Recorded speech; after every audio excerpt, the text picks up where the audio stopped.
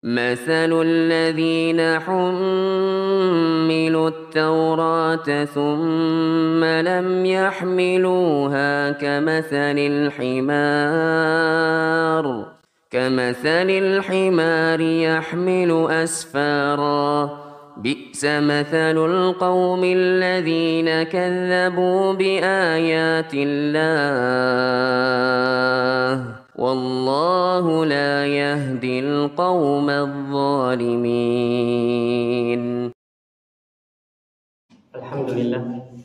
Alhamdulillahi hamdan katsiran thayyiban mubarakan fih mubarakan alaina kama yuhibbu rabbuna wa yarda.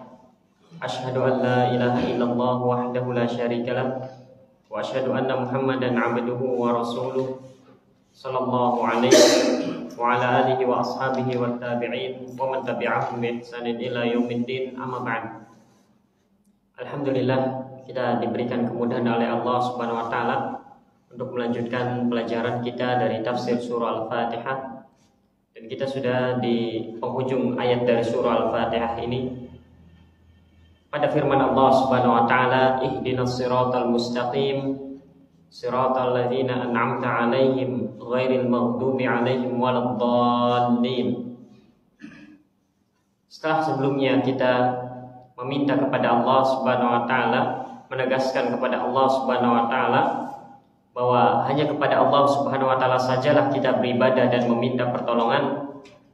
Dan di ayat-ayat sebelumnya kita memberikan muqaddimah sebagai bentuk pengakuan akan rububiyah Allah Subhanahu wa taala, akan asma dan sifat Allah Subhanahu wa taala, juga penegasan akan uluhiyah Allah Subhanahu wa taala.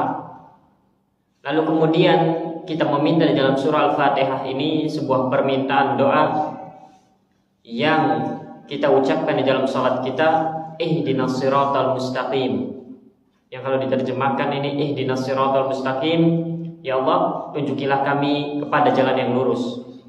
Makna dari ihdinas siratal mustaqim adalah sebagaimana disebutkan di dalam tafsir Al-Muyassar, maknanya adalah dullana warsyidna wafiqna ila tariqil mustaqim. Makna tunjukilah kami ke jalan yang lurus maknanya adalah bimbinglah kami, arahkanlah kami, dan berikanlah taufik kepada kami kepada jalan yang lurus. Wa tsabbitna 'alaihi hatta nalqaka. Pertama kita memohon kepada Allah Subhanahu wa taala bimbingannya. Kita meminta taufiknya, kita meminta arahannya, dan juga kita meminta agar kita dikokohkan di atas jalan yang lurus. Sampai kapan? Hatta nalqaka, hingga kami berjumpa denganmu. Wa huwal Islam alladzi huwa tariqul wadihu al-musil ila ridwanillahi wa ila jannatihi. Apa itu jalan yang lurus? Disebutkan oleh para ulama, diantaranya makna ihdinas siratal mustaqim, ya Allah tunjukilah kami ke jalan yang lurus, maknanya adalah tunjukkanlah kami kepada Islam. Alladzi huwa tariqul wadih, yang mana Islam ini merupakan jalan yang jelas, yang gamblang, al-musilu ila ridwanillahi wa ila jannatihi, yang dapat menghantarkan seorang hamba kepada keridhoannya dan kepada surganya.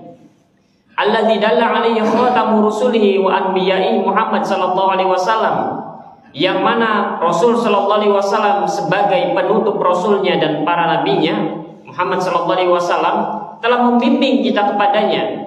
Fala sabila ila sa'adatil 'abdi ila bil istiqamati alaihi, dan juga tidak ada jalan untuk meraih kebahagiaan seorang hamba kecuali dengan istiqomah di atasnya. Kita meminta kepada Allah Subhanahu wa taala agar kiranya Allah Subhanahu wa taala menunjuki kepada kita. Juga kita meminta kepada Allah Subhanahu wa taala agar kiranya Allah Subhanahu wa taala mengokohkan kita, mengistiqomahkan kita kepada jalan yang lurus dan di atas jalan yang lurus. Apa itu jalan yang lurus? Di antara maknanya adalah Islam. Di antara maknanya adalah Islam. Sekarang bagaimana dengan kita kaum muslimin? Bukankah kita sudah berada di atas keislaman? Bukankah kita sudah ditunjuki kepada jalan Islam? Sehingga dari sini sebagian orang-orang kafir mereka mengatakan, kalau memang Islam itu agama yang hak, kenapa setiap sholat meminta kepada Allah tunjukilah jalan yang lurus? Sudah begitu di antara tafsirannya siratal mustaqim adalah Islam. Kan begitu. Kalau memang Islam ini benar, untuk apa kita meminta di dalam sholat kita? Setiap sholat kita meminta, ya Allah tunjukilah kami ke jalan yang lurus lah. Bukankah kita sekarang berada di atas jalan yang lurus? Kenapa kita meminta untuk ditunjuki kepada jalan yang lurus? Apakah jalan yang kita sekarang tempuh ini bukan jalan yang lurus? Begitu yang suka dilontarkan oleh mereka. Maka jawabannya, pertama, ini salah satu tafsiran bahwa makna dari Shiratal Mustaqim adalah Islam. Tafsiran yang lain mengatakan bahwasanya namanya Shiratal Mustaqim adalah jalan yang ditempuh oleh Rasulullah dan para sahabatnya. Tafsiran berikutnya. Tafsiran di antara mereka ada yang mengatakan, para ulama mufassirin mengatakan bahwa jalan yang lurus adalah jalan yang ditempuh oleh para sahabat. Itu jalan yang lurus. Karena banyak orang yang beragama Islam sebagai seorang muslim, namun dia tidak berjalan di atas jalan yang Rasul dan para sahabatnya tempuh. Di antara mereka mengatakan bahwa jalan yang lurus adalah jalan yang ditempuh oleh Abu Bakar dan Umar. Di antara mereka ada yang mengatakan ini dan itu dan seterusnya. Yang mana semua itu kembali bahwasanya jalan yang lurus adalah Islam itu sendiri. Dan jalan yang lurus adalah jalan yang para dan Rasul dan para sahabatnya itu berjalan di atasnya. Sehingga kita meminta kepada Allah Subhanahu wa taala untuk ditunjuki kepada jalan yang ditempuh oleh Rasul dan para sahabatnya, agar gamblang kepada kita mana jalan yang ditempuh oleh Rasul dan mana jalan yang bukan ditempuh oleh Rasul. Loh, kenapa bukan begitu? Kenapa tidak dikatakan bahwasanya bukankah seorang muslim itu pasti mengikuti jalan Rasul dan para sahabatnya? Jawabnya tidak juga. Karena Rasulullah SAW pernah bersabda di dalam hadis yang dikeluarkan oleh Imam Muslim, Rasulullah SAW bersabda, "Kullu ummati yadkhulunal jannah." Seluruh umatku pasti akan masuk surga. Dan seorang muslim maka dia adalah umat Rasulullah SAW. Kemudian Rasulullah SAW mengatakan, "Illa man aba." Kecuali orang yang enggan untuk masuk surga dari kalangan umat Rasulullah SAW. Kemudian dijelaskan, "Man ata'ani dakhalal jannah wa man 'asani faqad aba." Siapa yang mentaatiku maka dialah orang yang masuk surga, dan siapa yang bermaksiat kepadaku maka dialah orang-orang yang enggan. Sekalipun dia adalah umat Rasulullah SAW, sekalipun dia itu merupakan seorang muslim, namun di sana ada orang yang ingin masuk ke dalam surga dan di sana ada orang yang enggan untuk masuk ke dalam surga. Maka tidak mesti seorang muslim pasti di atas jalan yang ditempuh oleh Rasul dan para sahabatnya, tidak juga. Kemudian juga Rasulullah SAW mengkabarkan kepada kita bahwasanya dahulu umat-umat sebelum kita dari kalangan al-Yahud wa Nasara, mereka terpecah. Al-Yahud terpecah menjadi 71 golongan. Orang-orang Nasara terpecah menjadi 72 golongan. Dan kata Rasulullah SAW, "Wasataftariqu hadhil ummah ala 73 firqatan, kulluha finnar ila wahidah." Dan umatku ini, siapa umat Rasul, kaum muslimin, akan terpecah menjadi 73 golongan. Dan 72 golongan di dalam neraka dan 1 golongan yang masuk ke dalam surga. Maka tidak mesti seorang muslim pasti mengikuti jalan Rasul dan para sahabatnya, tidak mesti. Maka kita meminta kepada Allah Subhanahu wa taala agar kiranya Allah menunjuki kepada kita jalan Rasul dan para sahabatnya itu bagaimana. Kemudian kita pun meminta kepada Allah di dalam kalimat, di dalam firman Allah yang mulia ini, agar kita diberikan taufik untuk bisa mengikutinya. Di sana ada orang yang mengetahui jalan Rasul dan para sahabat, namun tidak diberikan taufik untuk mengikutinya. Rasulullah SAW kemudian menjelaskan di dalam hadis tersebut bahwasanya golongan yang selamat hanya 1 saja, 72 sisanya masuk dalam neraka. Siapa mereka? Apakah mereka kafirin, musyrikin? Bukan. Karena Rasul mengatakan, "Wasataftariqu hadhil ummah." Umat ini, umat Rasulullah SAW, umat ini kaum muslimin akan terpecah menjadi 73 golongan. Meskipun memang tidak mengekalkan mereka di neraka, namun kita ingin agar termasuk ke dalam 1 golongan yang langsung masuk ke dalam surga itu. Nah, jadi di sini penting untuk meminta kepada Allah Subhanahu wa taala, ihdinas siratal mustaqim, agar Allah Subhanahu wa taala menunjuki kita dan agar kiranya kita dikokohkan oleh Allah Subhanahu wa taala di atas jalannya yang lurus tadi. Masih belum terjawab. Bagaimana? Karena tadi di antara tafsir dari siratal mustaqim adalah Islam. Kalian muslimin, kenapa kalau kalian memang berada di atas jalan yang lurus, kenapa kalian minta di dalam salat kalian? Minimalnya 17 kali, itu minimalnya. Bagaimana kalau misalkan kita banyak sholat, maka sebanyak itu pula lah kita meminta kepada Allah supaya ditunjuki kepada jalan yang lurus. Begitu. Maka dikatakan oleh Syekh As-Sa'di, di antara mana siratal mustaqim juga adalah ma'rifatul haqqi wal 'amalu bihi. Di antara mana siratal mustaqim adalah mengetahui kebenaran, agar kiranya kita meminta kepada Allah agar Allah Subhanahu wa taala menunjuki kita mana yang hak, mana yang batil. Kemudian wal 'amalu bihi, dan agar kiranya kita dimudahkan oleh Allah Subhanahu wa taala untuk bisa mengamalkan kebenaran tersebut. Kemudian dikatakan fahdina ila sirat wahdina fis sirat. Maka makna dari ucapan kita ihdinas siratal mustaqim adalah ihdina ila sirat wahdina fis sirat. Karena kalimatnya ihdinas siratal mustaqim. Tidak ada, kalau dalam bahasa Arab tidak ada yang namanya huruf jar di sana. Ihdinas siratal mustaqim. Maka makna dari ucapan kita ihdinas siratal mustaqim itu ada dua. Yang pertama ihdina ila sirat, dan yang kedua ihdina fis sirat. Dan inilah yang menjawab jawaban mereka syubhatnya orang-orang kufar yang mereka mengatakan, kalau memang kalian berada di atas kebenaran, maka kenapa kalian meminta hidayah? Tadi katanya as-siratal mustaqim adalah Islam, bukankah sekarang kalian adalah seorang muslim? Tapi kenapa tetap terus meminta hidayah kepada Allah? Maka jawabannya, yang namanya meminta hidayah itu ada dua maknanya. Pertama, ihdina ila sirat, ya Allah tunjukilah kami ke jalan yang lurus. Dan yang kedua, ihdina fis sirat, ya Allah agar kiranya Allah Subhanahu wa taala mengokohkan kita, mengistiqomahkan kita di atas jalan yang lurus. Pertama, kalau kita seorang muslim, maka alhamdulillah Allah telah menunjuki kita jalan yang lurus. Maka yang diminta oleh seorang muslim di dalam salat mereka tatkala mengatakan ihdinas siratal mustaqim adalah maknanya ihdina fis sirat. Ya Allah, agar kiranya Allah Subhanahu wa taala mengokohkan kita di atas jalan yang lurus. Itu yang pertama. Kalau dia adalah seorang muslim, maka maknanya ketika dia meminta ihdinas siratal mustaqim, maknanya adalah ya Allah, tunjukilah kami hakikat kebenaran dan berikanlah kami taufik untuk bisa mengamalkan kebenaran tersebut. Ini maknanya. Adapun bagi kalian, kalau kalian mengucapkan ini, maka maknanya adalah agar kiranya kalian ditunjukkan kepada hidayah Islam. Maka makna yang diucapkan oleh kita, maknanya adalah agar kiranya Allah Subhanahu wa taala mengistiqomahkan kita di atas keislaman. Itu yang pertama. Dan yang kedua, karena kita seorang muslim dan Islam merupakan siratal mustaqim, kenapa kita minta? Jawabannya agar kiranya kita ditunjukkan oleh Allah Subhanahu wa taala kepada al-haq, dan juga agar kiranya Allah Subhanahu wa taala memudahkan kita untuk mengamalkan al-haq tersebut. Karena tidak mesti yang namanya seorang muslim maka pasti berjalan di atas al-haq, tidak juga. Maka dia perlu belajar, dia perlu mengetahui apa itu hakikat al-haq dan juga mengamalkannya. Disebutkan fal hidayatu ila sirat, makna dari hidayah ila sirat adalah luzumu dinil Islam, adalah istiqomah menapaki dinul Islam, berjalan di atas agama Islam. Wa tarku ma siwahu minal adyan, dan meninggalkan selain dari agama Islam itu, selain dari agama Islam, agama-agama lain selain agama Islam. Maka ini makna al-hidayah ila sirat. Dan kalau seorang sudah berada di atas keislaman, maka bukan ini yang menjadi penekanan dalam permintaannya, dan bukan ini maksud dari ihdinas siratal mustaqim itu. Makna dari ihdinas siratal mustaqim bagi seorang muslim yang dia telah berjalan, dia telah menapaki jalan keislaman adalah al-hidayah fis sirat. Apa itu al-hidayah fis sirat? Tasmalul hidayah li jami'i tafasilid diniyah ilman wa amalan. Itu mencakup rincian-rincian dalam perkara agama ini. Dalam perkara agama baik akidah, amalan dan seterusnya. Dan juga agar dimudahkan oleh Allah Subhanahu wa taala untuk mengamalkan apa yang kita ketahui tersebut. Fa hadza du'a min ajma'il ad'iyah, dan doa ini di dalam surah Al-Fatihah. Kita memulai salat kepada Allah Subhanahu wa taala. Dari ayat yang pertama sampai ayat sebelum ini, ayat kelima, itu bukan doa. Itu adalah pengakuan, pujian, dan pengakuan, ikrar. Kemudian di ayat-ayat yang terakhir barulah kita berdoa.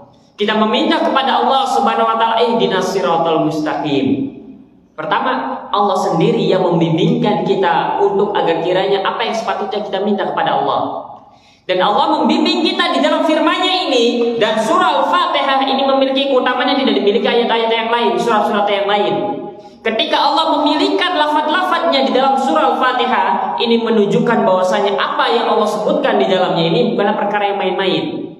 Maka kalau sebaik-baik permintaan adalah meminta hidayah kepada Allah Subhanahu wa taala, dan Allah memilihkan kepada kita doa ini yang seharusnya kita panjatkan. Kenapa? Karena doa ini disebutkan min ajma'il ad'iyah wa anfa'iha lil 'abdi, wa lihadza wajaba 'alal insani an yad'u Allah bihi fi kulli rakatin min salatihi. Karena doa ini mencakup semua doa.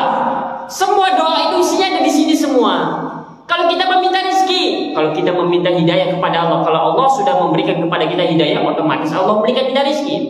Kalau kita meminta kemudahan kepada Allah, sudah ada di dalam kalimat ihdinas siratal mustaqim. Seorang yang meminta hidayah kepada Allah, dia meminta dengan yakin dan dia meminta istiqomah kepada Allah agar mendapat hidayah, maka Allah akan memberikan kemudahan. Semua hal yang kita minta tercakup semua di kalimat ihdinas siratal mustaqim. Seorang yang ditunjuki jalan yang lurus, istiqomah di atasnya, pasti akan mengarahkannya ke dalam surga. Karena siratal mustaqim ini yang dapat mengantarkan seorang hamba menuju surga Allah Subhanahu wa taala. Maka seorang hamba harus bersungguh-sungguh ketika dia berdoa dengan kalimat ihdinas siratal mustaqim kepada Allah dalam setiap salatnya. Dan ini pun penting karena terutama di zaman kita ini, di akhir zaman sekarang, banyak berbagai muncul kesesatan, penyimpangan, banyak berbagai muncul syubhat, fitnah, dunia dan lain sebagainya. Sehingga sekarang itu sangat penting sekali untuk kita memohon kepada Allah Subhanahu wa taala hidayah. Siapapun kita, tidak ada pengecualian. Apakah kita orang awamnya, apakah orang berilmunya, apakah ahli ibadahnya, apakah ahli maksiatnya sekalipun, dia wajib untuk bersungguh-sungguh meminta hidayah kepada Allah. Karena mungkin saat ini kita berada di atas hidayah, karena kita lalai untuk meminta hidayah. Besok siapa yang tahu? Siapa yang tahu? Loh, tapi saya bisa menjamin Ustaz, besok saya masih di atas hidayah. Tidak yang menjamin. Kenapa? Karena Rasulullah SAW telah mengkhabarkan kepada kita yang lebih dahsyat dari kita. Rasul mengatakan di dalam hadis yang dikeluarkan oleh Imam Muslim dari Abu Hurairah radhiyallahu taala anhu, badiru bil a'mal. Bersegeralah kalian untuk beramal soleh, jangan tunda-tunda. Karena tidak ada yang tahu. Badiru bil a'mal fitanan. Sebelum datang fitnah. Apa itu fitnah? Fitnah syubhat. Apa itu fitnah? Fitnah syahwat. Apa itu fitnah? Berbagai penyimpangan yang datang menimpa kita. Kan setiap dari kita pasti akan ditimpa yang namanya fitnah. Dikatakan oleh Rasulullah SAW, digambarkan fitnah itu bagaimana datangnya. Kaqita'il lail al-muzlim. Fitnah itu datang bagaikan potongan malam yang gelap gulita. Kalau misalkan saat ini cerah, matahari cerah, tiba-tiba mendung gelap lewat di hadapan kita, sangat mengerikan. Dan fitnah jauh lebih mengerikan dari itu. Bukan hanya gelapnya mendung, tapi memang gelap pekat menghampiri kita. Kalau seseorang dia istiqomah di atas jalan yang lurus dan diistiqomahkan oleh Allah Subhanahu wa taala, dia bisa berada di atas jalannya terus. Kalau misalkan kita sedang menempuh perjalanan, tiba-tiba gelap, tiba-tiba kemudian jalan begitu saja cepat gelap. Apa yang terjadi? Bisa jadi nyungsep, bisa jadi jatuh dan lain sebagainya. Begitulah gambaran kehidupan kita di dunia. Dan Rasul sedang menggambarkan di dalam hadisnya ini. Maka bersegera untuk beramal soleh. Jangan tunda-tunda. Kemudian dikatakan Rasulullah SAW menyebutkan, yusbihur rajulu mu'minan wa yumsi kafiran. Ada seorang hamba di pagi hari dalam keadaan mukmin. Bayangkan mukmin ini, mukmin, beriman kepada Allah dan Rasulnya. Yusbihur rajulu mu'minan wa yumsi kafiran. Tatkala datang waktu sore, dia berubah menjadi kafir. Kenapa? Karena saking dahsyatnya fitnah itu. Fitnah syubhat, fitnah syahwat, fitnah kesesatan, penyimpangan dan lain sebagainya. Auqala yumsi mu'minan wa yusbihu kafiran. Atau ada seorang hamba di sore hari dalam keadaan beriman. Sore hari saat ini beriman. Tatkala datang pagi hari dia berubah menjadi kafir. Tidak tanggung-tanggung berubah menjadi kafir, kata Rasulullah SAW. Kalau berubah menjadi ahli maksiat, fasik, mending masih muslim. Meskipun itu sudah sangat mengerikan. Ini kafir tidak tanggung-tanggung. Tadinya mukmin, kini tiba-tiba menjadi kafir karena saking dahsyatnya fitnah. Di antara bentuk fitnahnya, kata Rasulullah SAW, yabi'u dinahu bi'aradin minad dunya. Dia menjual agamanya, dia menggadaikan agamanya dengan harta dunia yang sedikit, yang hina. Itu di antara bentuk fitnahnya. Maka dari sini karena Rasulullah SAW yang menerangkan, mengkhabarkan kepada kita saking dahsyatnya keadaan ini, maka seharusnya kita untuk bersungguh-sungguh meminta kepada Allah hidayah. Loh, bukankah kita sudah di atas hidayah? Benar, namun kita meminta kepada Allah istiqomah di atas hidayah. Benar, kita saat ini sedang berada di atas hidayah, kita seorang muslim. Maka kita meminta kepada Allah agar dimudahkan untuk mengamalkan apa yang telah kita ketahui. Karena banyak orang yang tahu al-haq, namun dia berat mengamalkannya, namun dia tidak mengamalkannya, dan itu membutuhkan taufik dan bimbingan dari Allah Subhanahu wa taala. Sehingga Allah Subhanahu wa taala memilihkan di dalam firman-Nya ini doa yang mencakup segala kebaikan dan sangat bermanfaat untuk kita, yaitu ihdinas siratal mustaqim. Dan sejarah panjang telah menjelaskan kepada kita, ada yang dahulu bukan hanya seorang muslim biasa, bukan, seorang alim berilmu. Ada dahulu seorang alim berilmu di masa-masa mungkin era sebelum 2000-an, mungkin tahun 60, 80-an itu ada dulu. Ada seorang alim besar, dia mendakwakan dakwah tauhid. dia memberantas kekufuran, kemaksiatan dan lain sebagainya. Sampai para ulama memuji mereka, memuji dia.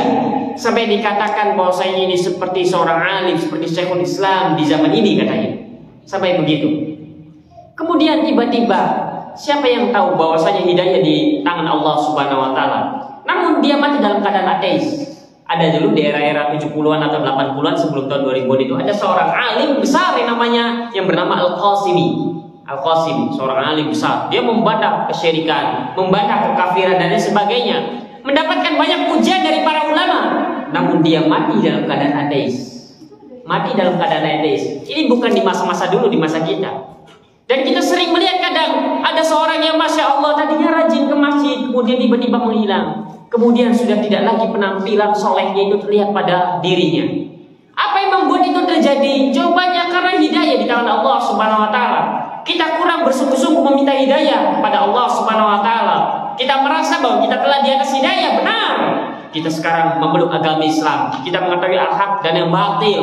Kita mengetahui hidayah, namun kita tidak mengamalkannya. Kita mengetahui hidayah, tapi kita tidak meminta istiqomah kepada Allah agar bisa berjalan di atas hidayah tersebut.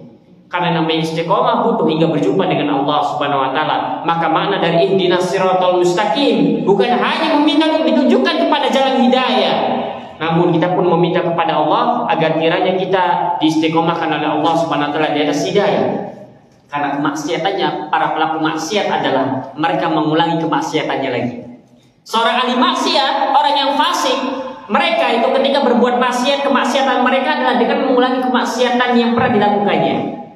Dan kemaksiatannya para ahli ibadah, kemaksiatannya seorang ahli ilmu, kemaksiatannya orang-orang soleh adalah manakala mereka menganggap bahwa diri mereka selamat dari kemaksiatan. Mereka meremehkan para pelaku maksiat. Mereka berbangga dengan amalan yang dimilikinya, dan ini merupakan maksiat juga. Maksiat yang dibisikkan oleh iblis dan bala tentaranya untuk menjerumuskan orang-orang soleh, untuk menjerumuskan para ahli ibadah itu. Kalau ahli maksiat, apa yang ingin dibanggakan dengan ibadahnya? Tidak ada yang ingin dibanggakan. Sehingga iblis, syaitan membisikkan mereka agar mengulangi perbuatan maksiatnya lagi. Adapun ahli ibadah, adapun orang yang soleh, adapun seorang mukmin, adapun seorang alim, maka sulit bagi iblis dan syaitan meskipun bisa terkadang untuk dibisikkan untuk melakukan kemaksiatan. Namun sulit. Jelas zina, jelas homer, jelas judi. Mana mau orang-orang mukmin melakukan itu semua? Maka bagaimana cara iblis, bagaimana cara syaitan menjerumuskan orang-orang soleh? Maka ditumbuhkan rasa hasad, ditumbuhkan rasa ujub, ditumbuhkan rasa takabur, ditumbuhkan rasa meremehkan. Sehingga Fadilatul Syekh Ibn Baz rahimahullah taala pernah ditanya. Salah seorang penanya bercerita bahwasanya akhir-akhir ini saya melihat fenomena seorang yang Masya Allah rajin ibadah, penampilannya iltizam di sunnah. Wah, Masya Allah penampilannya ini adalah seorang yang soleh, bahkan sangat istiqomah menurutnya. Begitu pertanyaannya. Kemudian namun tiba-tiba dia berubah. Namun tiba-tiba dia sudah tidak lagi berada di atas jalan yang lurus itu. Sudah berubah menjadi ahli maksiat. Apa penyebabnya? Yang ditanyakan apa penyebabnya kepada Syekh bin Baz. Kemudian Syekh bin Baz mengatakan penyebabnya salah satu dari dua hal. Pertama, karena dia tidak mensyukuri nikmat hidayah. Allah berikan kesempatan untuk mencicipi hidayah. Allah berikan kesempatan untuk mengetahui al-haq, untuk mengetahui jalan sunnah. Ini sunnah, ini bukan sunnah. Ini tauhid, ini syirik. Namun tidak dimanfaatkan, namun tidak disyukuri. Hanya berbangga saja, tidak mensyukurinya. Akhirnya dia pun menyimpang dari jalan yang lurus. Bagaimana bentuk mensyukurinya? Dengan dia senantiasa bersyukur kepada Allah melalui lisan dan perbuatannya. Bagaimana perbuatannya? Bentuknya adalah ibadah kepada Allah Subhanahu wa taala. Semakin memperbaharui ibadahnya kepada Allah Subhanahu wa taala. Kemudian yang kedua, atau kadang dia mensyukuri nikmat itu, bahkan dia sangat mensyukurinya, namun karena dia meremehkan orang yang tidak berjalan di atas jalan hidayah. Karena sebab meremehkan inilah yang membuat seorang itu tidak istiqomah. Kadang seorang itu berada di atas jalan yang lurus istiqomah. Dia mensyukurnya, rajin menuntut ilmu, rajin ibadah, banyak ibadah yang tidak diketahui oleh manusia yang dikerjakannya. Namun kenapa kok tiba-tiba dia malah berpaling? Jawabannya mungkin karena terbesit dalam hatinya. Dia memiliki sesuatu kelebihan yang tidak dimiliki oleh orang lain. Kemudian dia meremehkan orang-orang yang ada di sekitarnya. Maka ini merupakan di antara penyebab terbesar. Sehingga hati-hati kalau kita melihat ada seorang pelaku maksiat lewat di hadapan kita. Kalau kita melihat saudara-saudara kita mulai berjatuhan dari jalan yang lurus, hati-hati. Di situ iblis dan syaitan bermain. Di situ iblis dan setan bermain, kadang mengembusi dalam diri kita. Masya Allah ya, itu padahal ustaz itu padahal ahli ilmu tapi menyimpang juga. Tapi yang tadinya sholat sekarang sudah tidak sholat, yang tadinya tidak melakukan kemaksiatan sekarang itu malah bermaksiat kepada Allah. Padahal dulunya ahli ilmu, padahal dulunya mondok. Lah kamu bukan siapa-siapa tapi Masya Allah ya istiqomah. Kadang mengembuskan dengan embusan semacam itu, sehingga akhirnya kita yang tidak mengetahui tipu daya iblis ini merasa besar. Akhirnya pertama merasa besar, kemudian akhirnya meremehkan. Iya si fulan itu dasar memang mungkin niatannya dulu ketika ingin ini ingin itu ingin mendapatkan pujian. Akhirnya meremehkan, akhirnya bersuudzon kepada manusia. Sehingga dari sinilah akhirnya yang menyebabkan kita berpaling. Sehingga hati-hati ketika kita mulai merasa kendor, mulai merasa futur, maka segera cek diri kita. Jangan sampai terus-menerus hingga akhirnya tidak lagi terlihat tanda-tanda kesolehan pada diri kita. Yang tadinya Masya Allah memakai peci, yang tadinya memakai gamis, memakai baju koko dan lain sebagainya, tiba-tiba berubah 180 derajat. Dan hari-hari ini banyak kita lihat semacam itu. Bukan hanya orang lain, kawan-kawan di sekitar kita, kita lihat banyak yang semacam itu. Apa penyebabnya? Salah satu dari dua hal ini. Apa penyebabnya? Karena tidak sungguh-sungguh meminta kepada Allah di dalam sholatnya, ihdinas siratal mustaqim. Nah sekarang pertanyaannya, bagaimana cara kita untuk menemukan meminta kepada Allah ihdinas siratal mustaqim dengan sungguh-sungguh? Ketika kita meminta kepada Allah ihdinas siratal mustaqim, hadirkan bagaimana talbis iblis, hadirkan itu berbagai penyimpangan yang ada di sekeliling kita. Hadirkan itu. Jadi meminta bukan hanya sekedar ihdinas siratal mustaqim, tapi hadirkan dalam benak kita apa saja penyimpangan yang terjadi di hari-hari ini, apa saja syubhat dan fitnah dunia yang dapat memalingkan seorang hamba dari jalan yang lurus saat ini. Hadirkan itu semua dalam benak kita, sehingga ketika tergambar pada benak kita bahaya itu semua, kita meminta kepada Allah Subhanahu wa taala dengan sebenar-benarnya permintaan. Ya Allah, aku meminta kepadamu, tunjukilah kami jalan yang lurus. Kadang suatu perkara kami tidak mengetahui yang hak dengan yang batilnya, tunjukkanlah kami kepada al-haq. Kadang aku mengetahui kebenaran namun berat bagiku, namun aku tidak mampu mengamalkannya, mudahkanlah aku untuk mengamalkannya. Aku mengetahui kebenaran, aku mengamalkan al-haq, namun siapa yang tahu hari esok, maka aku meminta kepadamu keistiqomahan. Kenapa? Saking dahsyatnya keadaan kita saat ini. Saking dahsyatnya fitnah syubhat, fitnah syahwat, fitnah dunia, fitnah ini dan itu sangat banyak sekali mengitari diri kita, dan itu kita lihat, saksikan, dan itu sering kita dengar, maka dari itu penting bagi kita untuk menghadirkan ini semua tatkala meminta kepada Allah Subhanahu wa taala. Ketika seorang hanya sekedar meminta saja, maka tidak akan hadir itu. Ada kalanya Allah memberi, ada kalanya tidak. Kok setiap hari meminta kepada Allah ihdinas siratal mustaqim, tapi kenapa kok malah terjatuh juga? Jawabannya Anda ketika meminta kepada Allah tidak sungguh-sungguh. Dan inilah yang namanya ilmu yang melekat dalam hati. Semakin seorang itu mengetahui akan bahayanya keadaan-keadaan semacam ini, semakin seorang itu mengetahui akan talbis iblis, penyimpangan-penyimpangan yang ada, kemudian dia mengucapkan dengan sungguh-sungguh meminta kepada Allah ihdinas siratal mustaqim, maka semakin dekat pemberian Allah Subhanahu wa taala berupa istiqomahan, berupa dimudahkannya dia untuk berjalan di atas jalan kebenaran, berupa ditunjukkannya dia kepada mana yang hak, mana yang batil, dan seterusnya. Kemudian dikatakan Allah Subhanahu wa taala melanjutkan siratal ladzina an'amta 'alaihim ghairil maghdubi 'alaihim waladdallin. Tunjukilah kami ke jalan yang lurus, jalannya orang-orang yang telah Engkau beri nikmat, bukan jalannya orang-orang yang telah Engkau murkai, bukan pula jalannya orang-orang yang telah Engkau sesatkan. Apa itu jalannya siratal mustaqim? Siratal mustaqim adalah jalan yang ditempuh oleh orang-orang yang Allah beri nikmat. Apa itu siratal mustaqim? Siratal mustaqim adalah jalan yang bukan jalannya orang-orang yang Allah murkai. Apa itu siratal mustaqim? Siratal mustaqim adalah jalan yang bukan jalannya orang-orang yang Allah sesatkan. Itulah siratal mustaqim. Sekarang siapa orang-orang yang Allah beri nikmat itu yang menapaki jalan siratal mustaqim? Dikatakan tariqul ladzina an'amta 'alaihim minan nabiyyin was-siddiqin wasyuhada was-shalihin. Jalan orang-orang yang telah Engkau beri nikmat, itulah jalan siratal mustaqim. Siapakah orang-orang yang telah Allah beri nikmat yang dia menapaki siratal mustaqim? Jawabannya dari kalangan para nabi, orang-orang yang jujur, mereka para syuhada dan orang-orang yang saleh. Mereka itulah adalah orang-orang yang Allah beri nikmat, dan mereka itulah orang-orang yang berjalan di atas siratal mustaqim. Fahum ahlul hidayah wal istiqamah. Mereka lah para nabi, mereka lah para syuhada, mereka lah orang-orang saleh. Mereka itulah adalah orang-orang yang menapaki jalan hidayah. Mereka itulah adalah orang-orang istiqamah. Istiqamah. Wala taj'alna mimman salaka tariqal maghdub maghdubi alaihim. Duhai Rabbku, jangan jadikan kami orang-orang yang menapaki jalannya orang-orang yang kau murkai. Siapa orang-orang yang Allah murkai? Bagaimana sifat orang-orang yang murkai? Bagaimana dikatakan bahwa seseorang itu menempuh jalannya orang-orang yang dimurkai? Dikatakan alladzina 'araful haqqa wa lam ya'malu bihi. Orang-orang, jalannya orang-orang yang dimurkai, sifatnya, karakteristiknya diantaranya adalah mereka mengetahui al-haq, mereka mengetahui kebenaran, namun mereka tidak mengamalkannya.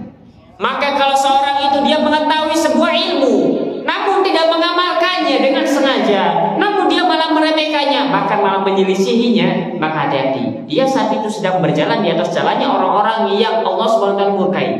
Kenapa? Kita tahu kebenaran, kita tahu al-haq, kita tahu sebuah amalan, namun enggan bagi kita untuk mengamalkannya dengan berbagai macam keadaan. Baik dia malah menyelisih apa yang diketahuinya, ataukah dia memang meremehkan dan enggan, atau memang dia sama sekali tidak mengamalkannya. Maka ketika tahu sebuah ilmu, kalau kita mampu mengamalkannya, minimalnya sekali sekali amalkan, supaya kita tidak dikatakan sebagai orang-orang yang menempuh jalan yang dimurkai oleh Allah Subhanahu wa taala. Karena inilah jalannya orang-orang yang dimurkai oleh Allah Subhanahu wa taala. Dan berbeda halnya kalau seorang itu mengetahui kebenaran, mengetahui al-haq, mengetahui sebuah amalan, namun dia tidak mengamalkannya karena suatu kondisi misalkan. Karena dia tidak mampu, dia tahu haji wajib, tapi dia tidak mengamalkan haji karena tidak mampu, ya beda cerita. Kalau misalkan dia mengetahui sebuah amalan sunnah, namun tidak mengamalkannya karena satu dua kondisi, misalkan dia memiliki penyakit ini, penyakit itu, yang kalau dia mengamalkan sunnah ini maka akan semakin memperburuk keadaannya, itu lain cerita. Hanya saja kalau seorang itu malah menyelisih pengetahuannya, malah menyelisih ilmunya, atau seorang enggan dan meremehkan apa yang diketahuinya, cuma sholat sunnah saja, cuma tahiyatul masjid, cuma sedekah, infak dan lain sebagainya. Kalau dia sampai meremehkan, maka inilah yang diancam bahwa dia berjalan di atas jalannya orang-orang yang Allah murkai. Atau dia memang tidak mengamalkannya sama sekali seumur hidupnya, maka dia terancam bahwa dia berjalan di atasnya jalan-jalan yang Allah murkai. Maka minimalnya meski cuma sekali, kalau kita mengetahui sebuah amalan, amalkan meskipun cuma sekali. Wa umul yahud, siapa tokohnya, siapa orang-orang yang jalan mereka itu adalah jalan dimurkai, semisal mereka orang-orang Yahudi. Wa man kana ala syakilatihim, dan orang-orang yang berjalan di atas jalannya. Ya, karena orang Yahudi mereka mengetahui kebenaran, tahu bahwa kebenaran ada pada Rasulullah SAW, namun tidak mau mengamalkannya, namun tidak mau mengikutinya. Bahkan dia tahu sebuah amalan, namun dia tutup-tutupi di hadapan Rasulullah SAW. Padahal ada ajarannya di dalam kaum Yahudi, namun ketika Rasulullah SAW meminta membacakannya malah ditutup-tutupi. Padahal dia tahu, dan ini merupakan sifat orang Yahudi, dan ini merupakan sifatnya orang-orang yang menempuh jalan yang dimurkai oleh Allah Subhanahu wa taala. Maka dari itu kita meminta kepada Allah ihdinas siratal mustaqim. Kita meminta kepada Allah al-haq, kita meminta kepada Allah agar dimudahkan kepada amalan-amalan yang belum kita ketahui. Kemudian kita pun meminta kepada Allah agar kiranya kita diberikan taufik, kemudahan untuk mengamalkan apa yang kita ketahui tersebut. Ini yang pertama, jalannya orang-orang yang Allah murkai. Siapa mereka orang-orang yang dimurkai itu? Adalah mereka orang-orang yang mengetahui kebenaran, adalah mereka orang-orang yang mengilmui sesuatu namun dia tidak mengamalkannya karena tiga hal tadi. Kemudian wala taj'alna minadh-dhallin, dan jangan jadikan kami duhai Rabbku termasuk orang-orang yang menempuh jalan kesesatan.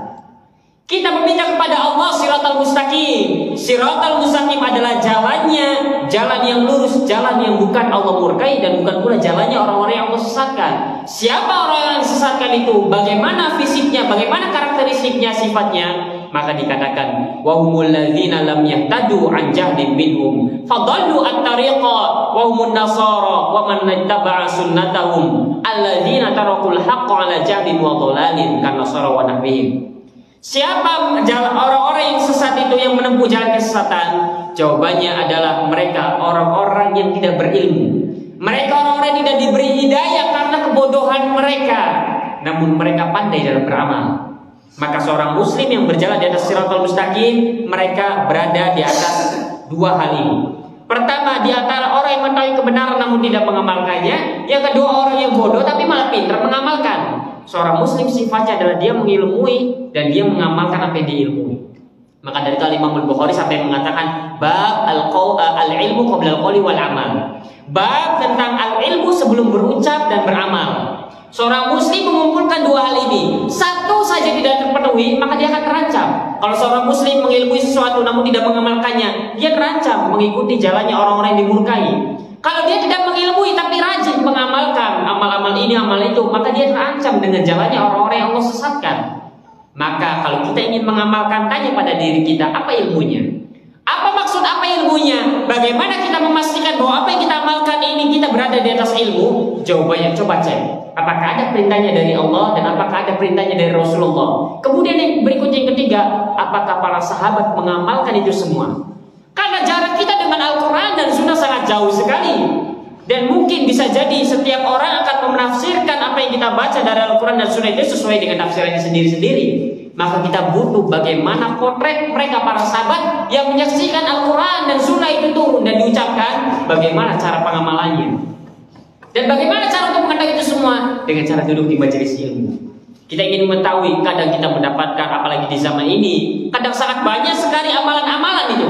Amalan-amalan yang berseliweran, apalagi kalau misalkan masuk ke bulan tertentu, bulan Muharram, bulan Rajab, bulan Sya'ban, baru awal bulan kemudian dapat SMS, baca ini, baca itu kan amalan namanya. Kalau kita ingin mengamalkannya, supaya kita tidak tergolong, kita berada di atas jalan kesesatan, cek dulu. Apakah ada ayat Al-Qurannya? Coba cari. Kalau misalkan ada ayat Al-Qurannya, jangan dikatakan, oh ada ayat Al-Qurannya selesai. Tidak, cek dulu Al-Qurannya, lihat. Jangan-jangan salah. Jangan-jangan salah. Benar tidak ada, tidak. Kalau tidak ada, sudah. Berarti amalan ini tidak ada ilmunya. Kalau saya tetap mengamalkannya setelah saya cek ternyata tidak ada, maka saya tergolong orang-orang yang berjalan di atas jalan kesesatan. Karena orang Nasrani disifati oleh Allah Subhanahu wa taala demikian.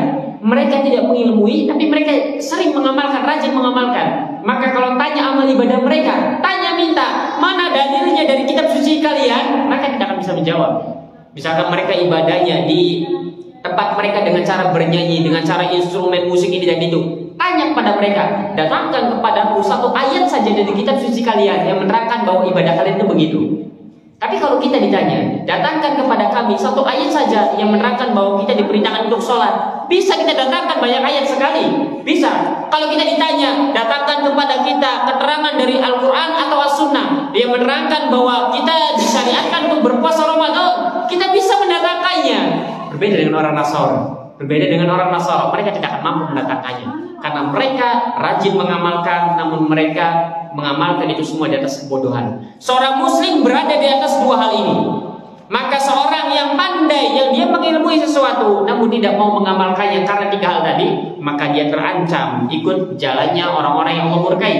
Dan orang yang rajin beramal, ini untuk orang yang berilmu. Sekarang untuk orang yang awamnya bagaimana? Orang awam diuji dengan kadang datang amalan ini, ada punya amalan bagus, ini baca ini baca itu. Nih, saya punya amalan bagus nih. Kalau datang kliwon, coba puasa putih misalkan. Nih, coba puasa 14 hari, jangan makan, jangan minum. Kalau pengen buka, bukanya minum saja. Dan seterusnya. Ini kan namanya amalan. Apalagi sudah begitu diberikan khasiat-khasiat, fadilah-fadilah. Ini amalan. Dan ini kaitannya mirip seperti ibadah kita puasa. Hanya saja bentuk tata caranya berbeda.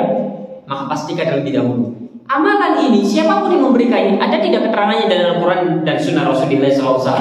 Kalaupun ada, belum selesai. Lihat bagaimana para sahabat mempraktekkan itu. Dengan cara bagaimana kita mengetahui itu semua? Dengan cara belajar. Dengan demikian maka kita berjalan di atas siratal mustaqim. Siratal mustaqim. Dan semua yang disebut amalan, periksa itu. Kemudian dikatakan, wa fi hadzal du'a syifa'un liqalbil muslim. Doa ini mencakup obat bagi hati seorang muslim min maradil juhudi wal jahli wad dhalal. Dari penyakit kesesatan, dari penyakit pengingkaran, dan dari penyakit kebodohan dan kesesatan. Karena kita meminta kepada Allah untuk tunjuki jalan yang lurus. Maka ini menjadi obat bagi seorang muslim untuk bisa lepas dari namanya kesesatan, untuk bisa lepas dari namanya kebodohan, bahkan untuk bisa lepas dari namanya pengingkaran. Wa dilalatun ala anna a'zama ni'mati 'alal itlaqi, dan doa ini menunjukkan kepada kita bahwasanya a'zama ni'matin, sebesar-besarnya nikmat 'alal itlaq secara mutlak, ya nikmatul Islam, itu merupakan nikmat Islam. Nikmat yang kalau kita kadang mendengar wasiat nasihat tentang Islam, kita akan meremehkannya. Nikmat kalau kita dikatakan istiqomah di atas Islam, kita akan meremehkannya. Padahal itu merupakan nasihat dan wasiat dari Allah Subhanahu wa taala yang sering kita dengar dalam khutbah, dari atas mimbar-mimbar. Para ustaz sering mengatakannya, ya ayyuhalladzina amanu taqullaha haqqa tuqatih wa la tamutunna illa wa antum muslimun. Pesan Allah tidak banyak. Wa la tamutunna illa wa antum muslimun. Janganlah kalian mati. Kalau kita perhatikan gramatikal bahasanya, Allah tidak mengatakan wa la tamut. Janganlah kalian mati. Kalau dikatakan wala tamut itu mending. Allah mengatakan wala tamutunna, ada nun tasdid di sini. Dikatakan bahwa nun tasdid ini disebutnya nun taukid, penguat.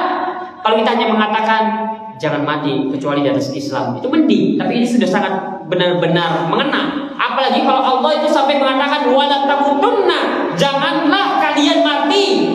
Ada penegasannya sedikit, ada penekanannya. Janganlah kalian mati illa wa antum muslimun, kecuali kalian mati di atas keislaman. Sebuah kalimat yang kalau kita dengar kita kan biasa saja. Tapi pertanyaannya, kenapa Allah berpesan kepada kita dengan kalimat ini? Tidak dikatakan wala tamutunna illa wa antum mu'minun misalkan. Wala tamutunna wa antum apa misalkan. Tapi tidak, hanya muslim saja yang Allah inginkan. Ini menunjukkan bahwa sekedar mati di atas Islam itu bukan perkara yang mudah. Sekedar hanya mati di atas Islam bukan perkara yang mudah. Maka dari itu kita meminta kepada Allah hidayah, agar kiranya Allah mewafatkan kita di atas keislaman. Kalau kita tidak meminta dari sekarang, siapa yang tahu?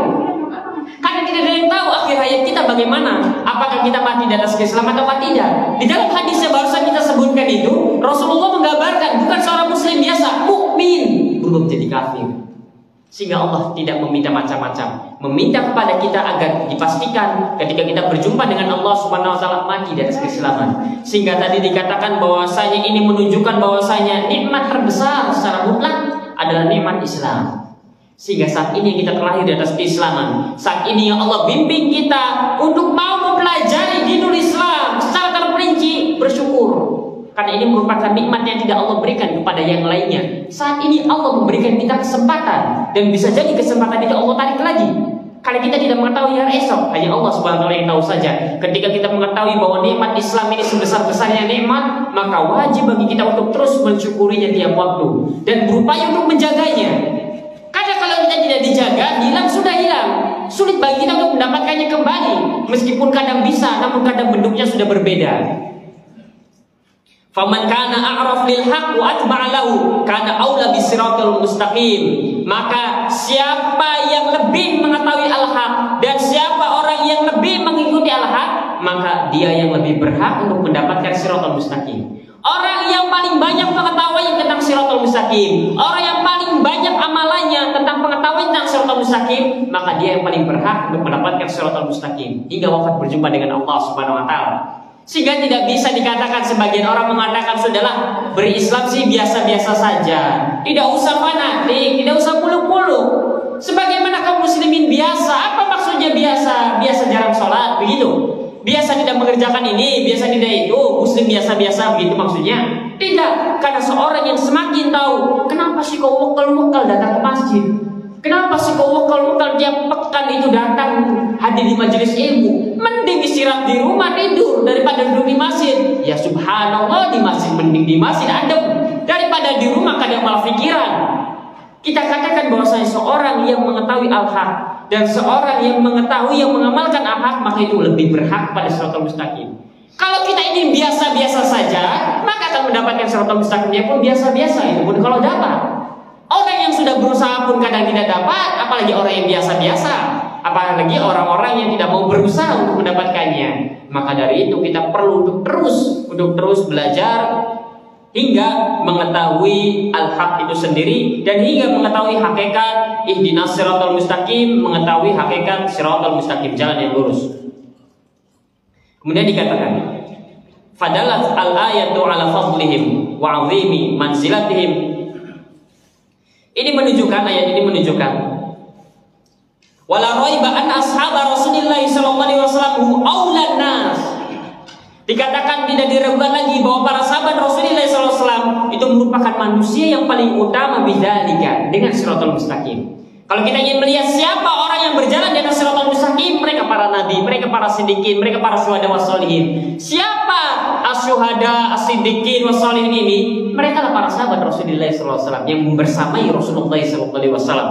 Dan mereka ini adalah manusia yang paling utama ketika menempuh di atas jalan Shiratal Mustaqim ba'dal anbiya alaihi salam, setelah para nabi alaihi salatu wassalam. Fadalat al-ayatu ala fadlihim, dan ayat ini menunjukkan akan keutamaan mereka para sahabat. Wa 'azimi manzilatihim, dan ini menunjukkan akan keutamaan kedudukan mereka para sahabat. Sehingga kalau kita ingin mengetahui al-haq, maka lihat dulu keterangan dari Al-Quran dan Sunnah. Dan belum cukup, bagaimana para sahabat itu mengamalkan itu semua. Bagaimana cara kita mengetahui para sahabat mengamalkan itu semua? Dengan cara belajar. Dengan cara belajar, apalagi di zaman kita ini sudah tidak ada lagi alasan untuk tidak belajar, karena segala fasilitasnya telah Allah berikan kemudahan untuk kita semua. Wallahu ta'ala a'lam bishawab. Ini yang bisa kita sampaikan di akhir penjelasan terkait dengan surah Al-Fatihah ini. Insya Allah masih ada sisa satu lagi pertemuan terakhir terkait dengan Al-Fatihah, terkait dengan beberapa fawaid yang disebutkan oleh Fadilatul Syekh As-Sa'di dan juga yang disebutkan oleh beberapa ulama di dalam tafsir-tafsir ringkas mereka terkait dengan faedah-faedah yang kita bisa petik dari surah Al-Fatihah ini.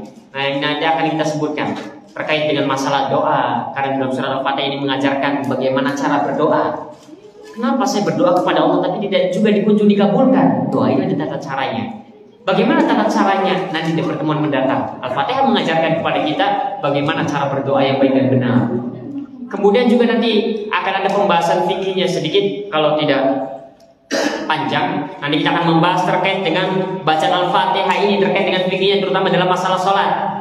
Misalkan bagaimana hukumnya bagi imam, bagaimana hukumnya bagi makmum. Kalau misalkan imam menjaharkan Al-Fatihah, maka makmum bagaimana sikapnya. Kalau imam tidak menjaharkan, maka bagaimana makmum. Kalau misalkan makmum telat tidak membaca Al-Fatihah, bagaimana nasibnya, bagaimana yang harus dikerjakan. Kalau misalkan seorang makmum, misalkan dia sholat, imam tidak membaca Al-Fatihah karena misalkan sholatnya zuhur atau asar, atau yang bacaan-bacaan tidak dibaca, kemudian seorang makmum ngelamun saja. Tiba-tiba tak terasa imam sudah ruku, dia belum baca Al-Fatihah. Kan kadang begitu kita sholat misalkan di rakaat ketiga bangkit, mikir kemana-mana, tiba-tiba imam ruku, apa yang harus dilakukan?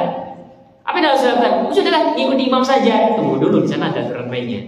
Tunggu dulu, karena kita menyengaja itu semua. Kenapa kita tidak bersungguh-sungguh dari awal? Beda halnya dengan orang yang masuk sholat, imam sudah ruku, dia tidak baca Al-Fatihah, tidak masalah. Tapi kalau orang sudah sholat, kemudian di tengah jalan, karena dianya sendiri kok malah mikirkan kemana-mana, akhirnya tidak baca Al-Fatihah, apa yang harus dilakukan?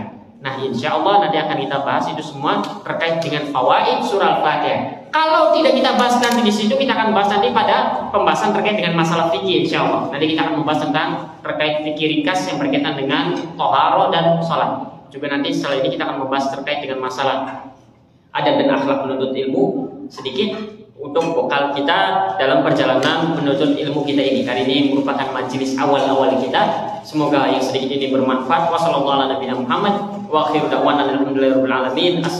warahmatullahi wabarakatuh.